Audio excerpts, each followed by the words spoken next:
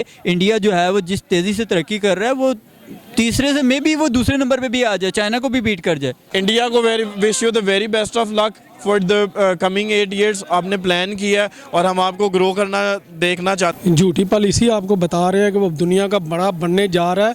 वो चाइना के होते हुए, रूस के होते हुए, अमेरिका के होते हुए उसका वो कुछ नहीं कर सकता। पॉसिबल है क्योंकि उधर फैसिलिटीज़ बहुत ज़्यादा है। अस्सलाम वालेकुम सर। वालेकुम सलाम। क्या नाम?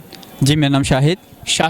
शाहिद भी मेरा आज आपसे क्वेश्चन ये है कि इंडिया का जो बहुत बड़ा एक बिजनेस मैनेजर में एशिया में अमीर तरीन आदमी वो बन चुका है गौतम नाडिया, और उसने ये बोला है कि 2030 में इंडिया दुनिया की तीसरी बड़ी इकॉनमी बनने जा रहा है। तो सर अब ये बताइएगा क्या ये पॉसिबल है? सेकंड नंबर सर मुझे ये बताइएगा कि पाकिस्तान क्यों नहीं ग्रो कर पा रहा?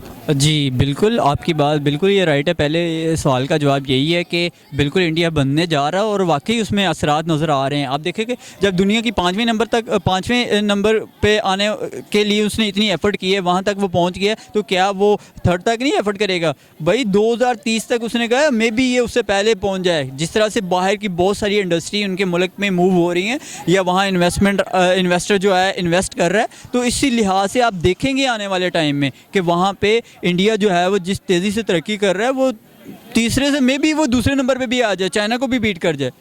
क्योंकि ये आप ये ना समझे कि इंडिया एक छोटी इकोनॉमिकली वाइज वो छोटी इंडस्ट्री है या छोटा मुल्क है, वो बहुत बड़ा है और आने वाले जिस तरह से वो मूव कर रहा है बहुत तेज़ी से तरक्की कर रहा है वो। और सर कोई मैसेज को पैगाम देना चाहें आप? जी सर, मेरा यही मैसेज है कि देखें पाकिस्तान को भी कम से कम उनको देखकर कुछ सीख लेना चाहिए। जिस तरह से इंडिया तेज़ी से टेक्नोलॉजी में मूव कर रहा है, आईटी सेक्टर में मूव कर रहा है, या वहाँ इन्वेस्टर जो है इन्वेस्ट करने के लिए बहुत तेज़ी से उसमें इन्वेस्ट करने के लिए देखें जी उनको क्यों वो फैसिलिटेट हो रहे हैं, या मतलब क्यों इस तरह से वो तेज़ी से वहाँ पर इन्वेस्ट करना पसंद कर रहे हैं। उसकी मेन रीज़न ये है ना कि उन लोगों को उसने क्या किया, फाल किया, मतलब उन लोगों को अच्छा सिस्टम दिया, टैक्स सिस्टम में हर तरह से छूट दी, यानी कि इसीलिए इन्वेस्टर वहाँ जाके इन्वेस्ट करना भी पसंद करता है। उनको एक अच्छी पॉलिसी दी है। पाकिस्तान ये तमाम चीज़ें बनाएगा, अभी स्टेबल होगा, स्टेबल होने के बाद फिर पॉलिसीज़ बनाएगा लॉन्ग टर्म। क्योंकि देखें यहाँ गवर्नमेंट चेंज होती है तो उनको वो पॉलिसीज़ चेंज हो जाती है फ़ौरन से, जिसकी वजह से जो यहाँ पे इन्वेस्टर इन्वेस्ट करना पसंद ही नहीं करता। क्योंकि अगर आपकी हुकूमत चेंज भी हो जाए ना तो ये सिस्टम नहीं होना चाहिए, उनको हर तरह की फैसिलिटेट करना चाहिए, ये मेन चीज़ है। अच्छा सर, मुझे ये बताइएगा कि अब आपको क्या लगता है कि हमें किस तरह से जो है इम्प्रूवमेंट लानी चाहिए? सर इम्प्रूवमेंट के लिए मैं वही कह रहा हूँ आपको कि हमें सबसे पहले बेसिक एजुकेशन पे तवज्जो देनी चाहिए।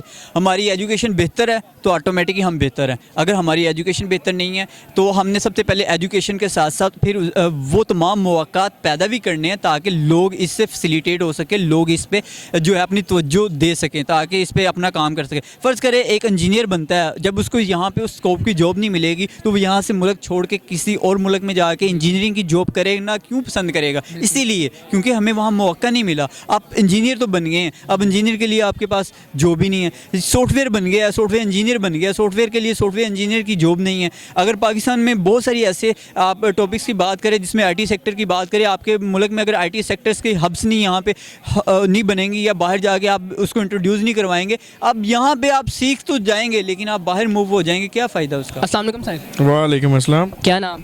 दाऊद परवेज़। दाऊद सर, मेरा आज का क्वेश्चन ये है कि इंडिया का जो सबसे बड़ा बिजनेस मैन है एशिया में अमीर तरीन आदमी बन चुका है गौतम नाडिया। सर उसकी स्टेटमेंट आई है कि इंडिया जो है वो दुनिया की तीसरी बड़ी इकॉनमी बनने जा रहा है 2030 में। तो सर आपको क्या लगता है क्या ये पॉसिबल है? और सर पर पाकिस्तान क्यों नहीं ग्रो कर पा रहा? सबसे पहले पॉसिबिलिटी और इम्पॉसिबिलिटी की बात यह है कि 2030 8 years टू गो, उसके पास कोई प्लान होएगा तो उसने ऐसी स्टेटमेंट दी है। और आपको पता है कि प्लान्स के बाद ही सारा कुछ होता है।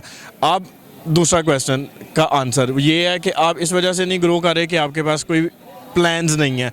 प्लान्स बनते हैं इंसानों के साथ, इंसान लीडर्स के साथ बनते हैं। तो आपका कोई एक लीडर है जो मतलब कि आपकी इकॉनमी को ग्रो करना चाह रहा है? सारे तो ड्रंकन पावर के पीछे जा रहे हैं। सरदारी को कुर्सी की ज़रूरत नहीं है, वो फिर भी कुर्सी के पीछे है। इनको दूसरों को नवाज वगैरह को कुर्सी की ज़रूरत नहीं है, वो भी उसके पीछे जा रहे हैं। तो भाई किसी नए बंदे को आने दो जो आपके इकॉनमी को भी समझे, तो फिर ये प्लान बनेगा। 2030-35 में जाके आप भी नंबर 1 पे आ सकते हैं, ऐसे नहीं हो सकता। लास्ट पे कोई मैसेज को पैगाम देना चाहें?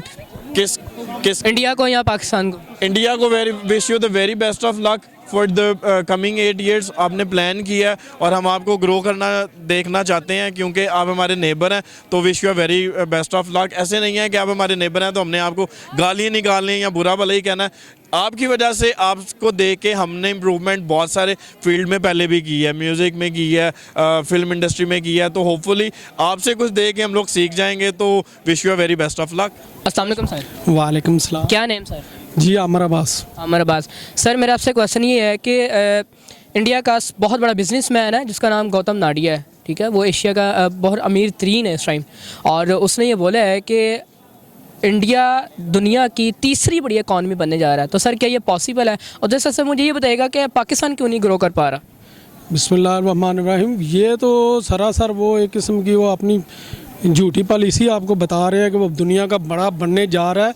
वो चाइना के होते हुए, रूस के होते हुए, अमेरिका के होते हुए उसका वो कुछ नहीं कर सकता। वो अभी इधर का इधर ही रहेगा। उनकी तो वो कह लें कि इतनी हैसियत नहीं है कि वो ये बात भी बोलें, मगर वो चूँकि वो अपने मुल्क में आज़ाद हैं, घूम रहे हैं, तो वो कह सकते हैं, कोई ना कोई बात बताते रहते हैं, करते रहते हैं। ये इतना बड़ा इशू नहीं है, वो बन नहीं सकता, किसी हाल में भी नहीं बन सकता। वो एशिया में ये रहेगा जो दहशतगर्दी करवाता है या जो मसले पैदा करता है, वो उसके अलावा ये कुछ नहीं कर सकता। ये वो नहीं बन सकता जो ये सोच रहा है। ये बहुत मुश्किल है, इम्पॉसिबल है। अस्सलाम वालेकुम मैम। वालेकुम अस्सलाम। अस्सलाम वालेकुम मैम। वालेकुम अस्सलाम। क्या नेम? फातिमा। फातिमा। आपका? ईमान। हाँ। अच्छा क्या करती हैं आप? मैं पढ़ती हूँ पढ़ती हैं कौन सी क्लास में? 9th। में। मिस आप? Second year. सेकंड ईयर, माशाल्लाह। अच्छा मैम मेरा आपसे क्वेश्चन ये है कि इंडिया का एक बहुत बड़ा बिजनेसमैन है, एशिया का इस टाइम अमीर तरीन आदमी बन चुका है, गौतम नाडिया। उसने स्टेटमेंट दी है कि जी 2030 में इंडिया जो है वो दुनिया की तीसरी बड़ी इकॉनमी बनने जा रहा है। तो क्या मिस ये पॉसिबल है? और दूसरे नंबर मिस मुझे ये बताइएगा कि पाकिस्तान क्यों नहीं ग्रो कर पा रहा? पॉसिबल है क्योंकि उधर फैसिलिटीज़ बहुत ज़्यादा है। उधर वज़ीर आज़म एक है, कब्ज़े तो एक ही है, और पाकिस्तान में डिसाइड ही नहीं होता वज़ीर आज़म कौन है, वज़ीर आला कौन है।